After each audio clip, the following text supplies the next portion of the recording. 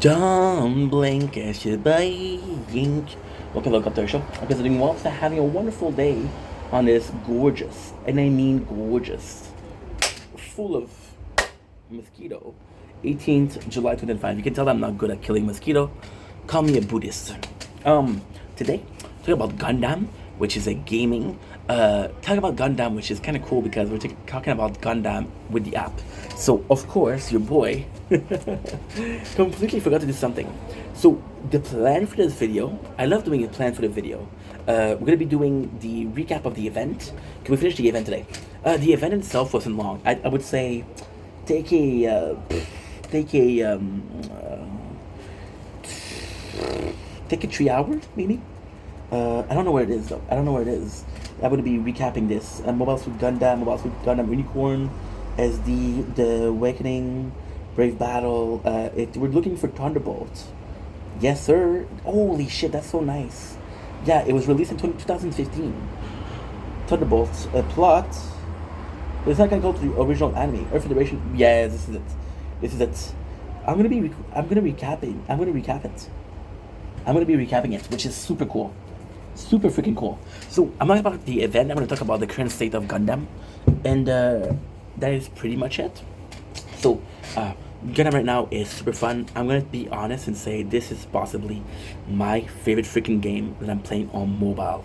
On mobile is important. On mobile, on mobile, on mobile. Reason as to why. We're doing really good. We're doing really good. Like today, I draw a very good characters, which is Thunderbolt, the good guys. So the Gundam, the Gundam, which is basically a full armor Gundam, which looks amazing. We also draw a Yeo Fleming with it, which is kind of cool. So right now, we've been playing the game for 3 weeks, but we've been playing the game for much more time because I mentioned before we did a playthrough. The event right now is, in my book, a perfect fucking event. Why? There's not a lot of story. There's not a lot of story, so what happened is, there's not a lot. Oh, that's so tough. That's so tough. There's not a lot of story. So you can do it in 4 hours. You have 14 days. We're taking a break from Gundam because even Thunderbolt, the story in itself wasn't that great. We're gonna come back into what I thought about the Thunderbolt event, and we're gonna talk about the story and shit like that. I didn't find it that interesting. To me, the first was much better. The second was much better, which is Seed. There was a lot of much better anime. Trying to kill the mosquito because they're annoying. Okay. Shit. I should go in, huh? Should go in. Fuck it. Come on, Ink. Don't be a pussy. So Thunderbolt in itself, to me, felt a lot darker. A lot darker. We're talking about literal a dead squadron where there's people that missing limb, handicapped people. The main character, to be part of a best Gundam, he lost everything. He lost everything instead except for one arm. They're asking him, "Hey, you want to pilot this Gundam? It's the strongest Gundam we have." He says yes. So what they do is they take out his arm. He literally cut his own arm to merge with the Gundam better. It's crazy. And then at the same time, with this one, the problem was you don't really know who's a good guy. They're just two guys fighting. Again, the problem with that is they're literally using children. It's basically the war after the war. Gundam Thunderbolt is a very dark Gundam. There's mention of drugs. There's literal people dying. They're sending kids to the war because there's no more fighter. Everybody died. They're sending kids, and you know what they call them? Cannon fodder. Cannon fodder is the expression used in war as a meat shield. So you're basically putting somebody in front of you that is less talented, less of a good soldier. And what you're doing is you're gonna get the bullets from the cannon, which is basically what they're saying here. Yeah. Fuck, I'm gonna win. Fuck that. Are you kidding me? Fuck that. I just got bitten. Which is not a big deal, but still. Not a big deal, not a big deal, not a big deal. Now, how much you want to bet that some of them follow me? A bunch. Okay, so Thunderbolt in itself is a bit too dark for me. See? I love me a dark anime. At the same time, it was just too dark. There's no hope in Thunderbolt. There's no good guys, there's no bad guys, there's no hope. That was a bit, but the event in itself was so good because you put a 4 hours event instead of 14 days where you can skip. You can go back and get the pieces from it. There's boss battle where you can get pieces for some of the strongest um, Gundam. You want to know why they're so good? Because they're the rarest rarity. So fuck drawing. You're literally able to get them. Also the developments are super easy, super freaking easy. So yeah, so this event, although the talking, the narrative wasn't great, the rest is bomb. The rest is amazing.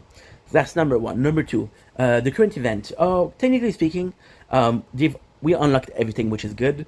There's over 12 different series we can do. We did four of them. We finished four out of 12. Now, out of the 12, there's one that's recollection, so it doesn't count. So there's 11. We finished four, which is pretty good. The game is going well. We're having a lot of fun. It's more so grinding, but at the same time, it's a perfect game. It's a perfect game. You don't get tired of it. And if you can get tired of it, you're just sweeping. The problem, what I'll say, one of the problem that I'm finding is the sweeping is not good. Why? Because the sweeping doesn't level up your characters. So it just feels useless. That's my opinion. Oh, I was gonna finish this video. Fuck. We still have to recap Thunderbolt. This is one of my opinion. So now we have the the Wikipedia article. So let's see what we're gonna be reading. The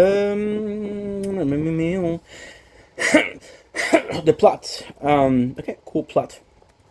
Series takes place concurrently with Mobile Suit Gundam during the 1 year war, but it's not kind of close to the original anime. Oops. And UC, I don't know what that is. The 79, which is the first Mobile Suit Gundam. The Federation, Moore Brotherhood, and the Principality of Zeon, a living dead division, engaged into a fierce battle in the Thunderbolt sector. A show zone littered with debris from destroyed space colony, named for its frequent electrical discharge. Since the outbreak of the war, Zeon Force has secured the Thunderbolt sector as a vital supply route for the Zeon aligned Abaku trade fortress. The story focused on Federation soldier Io Fleming as he battled Zeon best sniper Daryl Lorenz. Io Fleming in this one is kind of the good guy, but he's an asshole. He's an asshole. And Daryl Lawrence is a coward because he's using a sniper. The two guys, I don't care about Daryl. Daryl feels a bit. Daryl. Such a shame. Such a shame. Io Fleming is an asshole. Daryl is a dude that wants to get recognized. He wants to be the best soldier possible. He wants to get medal. He wants to get honor. He's focused on being the best soldier possible. However, it's not that interesting. Anime, okay. Episode, part 2. No, I can't tell you. Films, the reference. Yeah, so they recapped the episode. Yeah, I can read it for you if you want. Want to read it? Okay, let's read it. It's not that much. Part 1. The Moore Brotherhood Beehive flagship launches a squadron of GM Gundams with a Thunderbolt sector to break through the Principality of Zeon defenses. Oh, before we continue, I want to add something. What I really enjoyed is they're reusing Gundam. So Zaku 1 is Zaku 1 Thunderbolt, and he's a completely different design. That I actually really enjoyed. That I really like, because you don't have to be original to be entertaining. To break through the Principality of Zeon defense, be shot down by the Living Dead Division and their big gun unit, Io Fleming, who managed to reject from his GM gun down a rigged down pilot for commandeering the mobile suit and returning to the Beehive with the sniper location data. He's then assigned to develop the new full armor gun prototype. We got it today. We got it. Which he uses to flush out 3 big gun units. Living Dead Division Ace Sniper Daryl Lorenz vowed to avenge his fallen comrade and kill Io. Second, during the full armor Gundam's second sortie of the Thunderbolt sector to once again confront Daryl, Daryl narrowly escapes after throwing a crack grenade at the Gundam. He loses his left arm in the process, as the Living Dead Division is definitely tracing the reuse P device, which is Psycho device, to combat Gundam. Daryl has his right hand amputated so that his body will have full control. with the experimental Psycho Zaku. Imagine. The guy cut his arm for something that might not work. The Moor Brotherhood received reinforcements from the Earth Federation. The new mobile suit pilots are young teenagers, that's what I was saying, kids. Much to Io's chagrin, feeling the pressure of war, Claudia resorted to drug before Io snapped her out of an overdose. Io leads the young cadets. So, yes, there's a mention of drug, there's also a meaning. It's not precise, but there's also a meaning of suicide through overdose. Io leads young cadets to break through the living dead division, federal defense, and attack the dry fish. Dry fish is a battalion. But the battle becomes a massacre due to the young pilot's experience. Meanwhile, Daryl, Psycho, Zaku, and Bush destroy the Beehive Squadron. Shit. With Claudia assumed to have perished in battle, seeing that Daryl has not presented the defense of the dry fish, Io runs off to confront him. With both sides suffering massive casualty, the full armor Gundam arrive in a final showdown with the Psycho Zaku. Meanwhile, the surviving member of the Moor Brotherhood board the dry fish to take it over. But the member of the Living Dead division refused to be taken prisoner and planned to self-destruct the vessel along with everyone on the board. This is so cool because what he does is he gives like a beacon, right? And then the Gundams are following the beacon and they take their saber, and they're piercing through the cockpit, which is super cool. The survivor managed to neutralize his young crew, save the dry fish. Will Io and Daryl battle result in heavy damage to both of their mobile suits? A Xeon reinforcement fleet then arrive and capture Io, finishing survivor while rescuing any remaining living dead member. Part 2, we're going to be also reading that. However, there's a bunch of things that I'm not seeing this. Yeah, this is weird. I think I'm going to keep it. I think I'm going to keep it because... okay, cool. So yes, we just finished part 1.